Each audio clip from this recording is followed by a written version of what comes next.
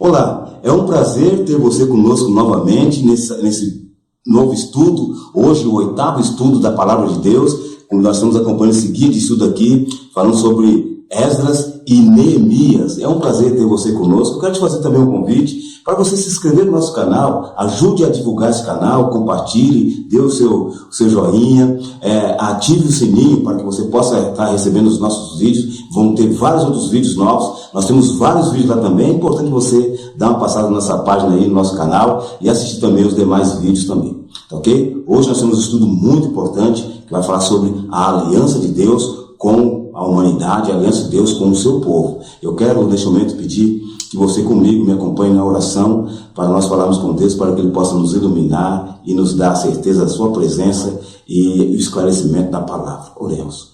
Bom Deus e Pai, a Ti a nossa gratidão, a Ti o nosso louvor, e obrigado pela oportunidade que o Senhor dá a cada um de nós de podermos abrir a Tua palavra e podermos expressá-la de acordo com o Teu querer, com a Tua vontade. Abra nosso entendimento para que possamos entender a Tua palavra e praticar em nossa vida. Abençoe cada pessoa que está neste momento nos assistindo. Abençoe também aqueles que estão nos ouvindo. Que a Tua graça, a Tua paz, a Tua misericórdia seja sobre a vida de cada um. Peço-te em nome do Senhor Jesus. Amém. Deus e a aliança. A aliança, nos termos bíblicos, nada mais é do que o estabelecimento legal de um relacionamento entre Deus e o seu povo. É como se Deus estivesse dizendo assim: você é meu povo, eu sou o seu Deus. No mundo antigo, vemos o uso de alianças escritas entre os povos e entre os reis e os seus súditos. Essas alianças eram feitas porque ambas as partes eram beneficiadas, pois o rei cuidava do povo e o povo pagava os impostos. Mas com Deus era diferente. Ele não recebia nada em troca e ainda prometia ser fiel, mesmo se o povo não cumprisse sua parte. Na aliança com Deus havia a bênção e a maldição. O conhecimento da bênção e da maldição permitia aos israelitas perceberem se estavam ou não quebrando a aliança. Ao lermos Neemias 10, do versículo 1 ao 29, vemos uma aliança sendo feita. Agora, quem a estava fazendo e por que ela foi feita? O texto bíblico deixa claro que quem estava fazendo a aliança era todo o povo que se obrigou, sob maldição e sob juramento, a seguir a lei de Deus. Agora, por que ela foi feita? O que havia de tão significativo na aliança a ponto de todos desejarem entrar num pacto com Deus? O povo tinha ouvido a leitura e a explicação do livro da lei.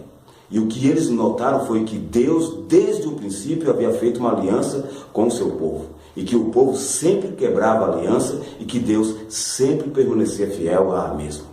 Eles perceberam que, enquanto o povo permanecia fiel, eles eram prósperos e felizes. O contrário, eles estavam sofrendo na própria pele a quebra da tal aliança. Eles não queriam continuar naquela situação e sim assumir o compromisso de ser uma nação santa. Para eles, a aliança era importante porque fazia parte da história de Deus lidando com a humanidade e demonstrava seu anseio por um relacionamento com seu povo. E por outro lado, permitia que o povo revelasse seu desejo de se dedicar ao Senhor.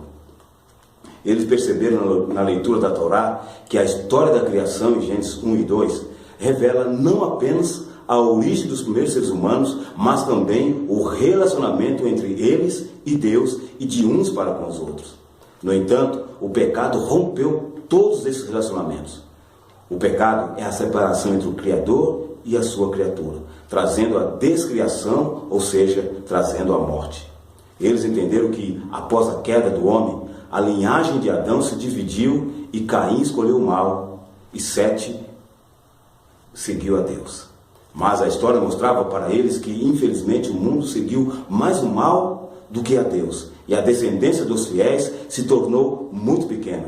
E Deus havia feito uma promessa na qual enviaria a semente prometida para salvar a humanidade. Se as coisas continuassem a andar da maneira como ia, não restaria nenhuma família por meio da qual Deus cumpriria a sua promessa. Então foi necessário o dilúvio. No entanto, esse acontecimento foi podemos dizer, descriação posterior à reversão e à destruição da vida. Ainda assim, Deus destruiu apenas o que o ser humano já havia destruído. Após o dilúvio, Deus recomeçou a história com o seu povo por meio de Noé e das pessoas que viriam depois dele. A ideia da aliança era central. O centro da aliança era o relacionamento entre ambos, Deus e as pessoas. A Bíblia está repleta de alianças, entre as quais 7 são as principais, começando por Adão, Noé, Abrão, Moisés e a nação israelita, conhecida como Aliança Sinaítica ou Mosaica, Finéias, Davi e a Nova Aliança. Cada uma dessas alianças tinha algo singular, ou seja, algo que a diferenciava das demais alianças. Mas todas levavam a marca da aliança eterna, assim como o Evangelho eterno foi anunciado primeiramente em Gênesis 3,15 e progressivamente em toda a Bíblia. A mesma lógica se aplica à aliança eterna. Cada aliança desde Adão serve para esclarecer e aprofundar nossa compreensão da aliança eterna de amor revelada mais plenamente no plano da salvação. A nova aliança e a antiga aliança contêm os mesmos elementos.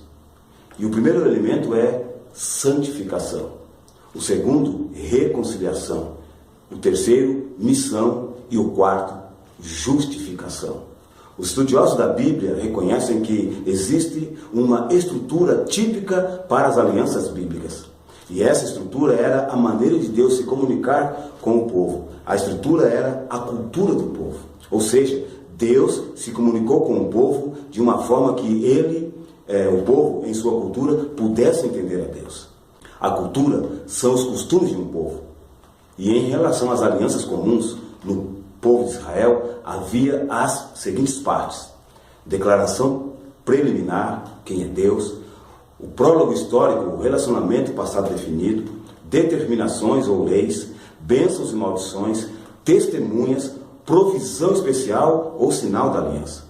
Então, ao Deus se comunicar com o povo, Ele o faz com algo que eles estão familiarizados com a prática ou o costume deles. Por exemplo, todo o livro de Deuteronômio foi escrito na forma de uma aliança, pois Moisés convidou o povo de Deus a entrar em um novo relacionamento de aliança com o Senhor. E nesse convite, ele expressa a estrutura de uma aliança israelita. E o que contém essa estrutura? Declaração preliminar, prólogo histórico, determinações ou leis, bênçãos e maldições, testemunhas e, finalmente, provisão especial. Ao lermos a aliança feita por Josué, vemos a mesma estrutura da aliança feita por Moisés. Nela, Deus usou a mesma forma básica de uma aliança, a fim de se comunicar com Israel e mostrar aos israelitas não apenas sua liderança no passado, mas o que era exigido deles para cumprir sua parte da aliança. Em Neemias, capítulo 10, versículo do 30 ao 39, notamos que os israelitas prometem fazer 4 coisas como parte da aliança renovada. A primeira coisa que eles iriam fazer era não se casar com os povos ao seu redor e não daria seus filhos em casamento àqueles que não viviam para Deus. Não comprariam nem venderiam no sábado e iriam tratar o sábado como um dia sagrado, um dia diferente, e fariam essas atividades ou as demais atividades nos demais dias da semana. Eles também perdoariam qualquer dívida a cada 7 anos e deixariam o solo ou a terra descansar durante um ano jubileu, conforme a instrução que foi dada no capítulo 25 do livro de Levítico. Finalmente, os israelitas se concentrariam em restaurar o serviço do templo, provendo aos levitas e sacerdotes, devolvendo os dízimos e dando suas ofertas para manter todas as provisões do templo. Ao lermos Números 18, 21 e 24, vemos que Deus destinou os dízimos aos levitas como herança, pois eles não receberiam terra como as demais tribos. Mas os dízimos que eles recebessem deveriam apresentar como oferta ao Senhor, ou seja, o dízimo dos dízimos. E este seria dado ao sacerdote, como vemos em Números 18, 26 até o 28. Infelizmente, os israelitas não cumpriram bem as suas promessas, conforme vemos nos capítulos finais do livro de Neemias. No entanto, embora nem todos as tenham cumprido, muitos o fizeram.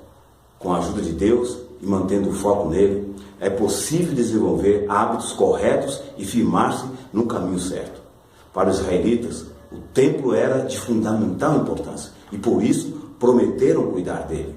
Mas, mesmo sendo um pequeno grupo financeiramente oprimido pelos reis, decidiram que precisavam doar do pouco que tinham para que o templo prosperasse e não apenas sobrevivesse. Por isso, escolheram dar uma oferta especial a cada ano, em vez de fazer somente quando ocorresse o censo, conforme ordenava a lei. Eles viram a necessidade de irem além do que era exigido. O templo servia como o coração da nação israelita. Ele era tão central à sua fé que a maior tragédia aconteceu quando Nabucodonosor o derrubou e levou os objetos sagrados. O templo servia como cenário para revelar ao povo todo o plano da salvação. As lições a ser aprendidas por meio do estudo dos serviços realizados nele são imensas e necessárias para nos dar uma visão maior do caráter de Deus e esclarecer o plano da salvação. No ritual do templo, o povo via a solução definitiva para o pecado mediante a morte de um cordeiro.